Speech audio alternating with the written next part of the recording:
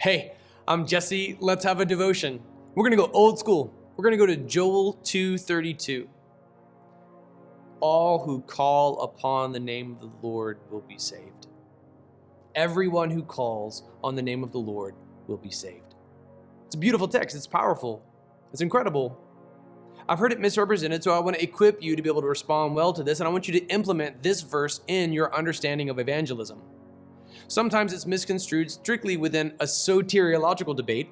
Okay, I have dear friends who are fellow church planters, but down in Florida, who look at this verse and they try to contort it to say, like, no, Joel was prophesying the age of the Romans, where if they would confess that, if they would call upon the name of Caesar and say Kaiser Kyrios, that they would be saved. And Joel was prophesying something totally different. No, Joel 2:32 is a prophecy about the gospel, and it's fulfilled in Jesus.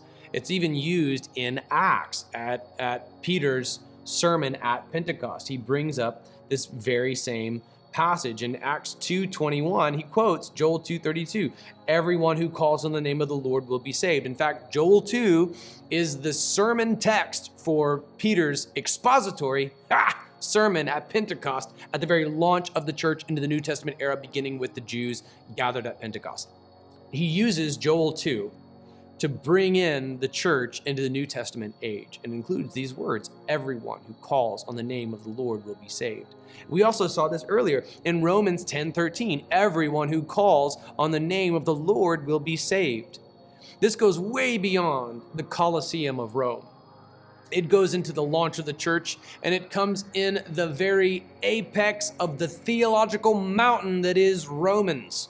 In Romans, where my Calvinistic friends, I know that I have some Calvinistic tendencies, but I've got to separate myself from some of this teaching in a little bit. In Romans, we as Calvinists will plant our flag in Romans chapter 9 to the neglect of Romans chapter 10. In Romans chapter 10, we see that everyone who calls on the name of the Lord will be saved. It's not just for Jews, it's now for Gentiles too, because of what Jesus did. God chose Israel, God chose the disciples, but now because of Jesus, everyone who calls on the name of the Lord will be saved. How does this apply to your evangelistic life? You may see that there are people in your life who are far from God. Jesse, if you knew my friends, man, they are crazy skeptics. I mean, they're even worse than skeptics. They're like anti-Christians, and there's no way they're going to hear me out. But did you know that 3 times in his Bible, God said, everyone who calls on the name of the Lord will be saved? Just for perspective, Paul, the one through whom God inspired the book of Romans, was once a persecutor of Christians.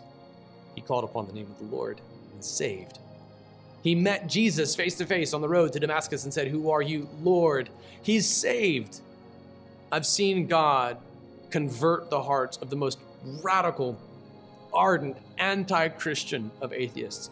I've seen God save Kanye West. I've seen God save militant atheists. I've seen God convert more than one atheist in my life who had a PhD, and actually more than one who actually taught atheism in a formal setting. Like, I've seen God do it. Everyone who calls on the name of the Lord will be saved. Don't get up on your high horse either. It's no less a miracle that you were saved than your skeptical, militant, anti-Christian friends might be saved too. Either you believe it or you don't. Either God said it and it's true, or God's a liar and you don't believe him. But God said everyone who calls on the name of the Lord will be saved. So do not limit the capacity of the evangelistic fruit that God could bring about through you based on your own powers of persuasion, your own intellect, your own educational background, your own personal charisma. It's not about you. The truth is that everyone who calls on the name of the Lord will be saved. So don't say no to the gospel for them. By refusing to bring it up, refusing to engage, cowering, and choosing passivity, you express your disbelief in this text. Don't say no to the gospel on behalf of your skeptical friend. Because the truth is, everyone who calls on the name of the Lord will be saved. And they very well could. So, are you ready? Pray.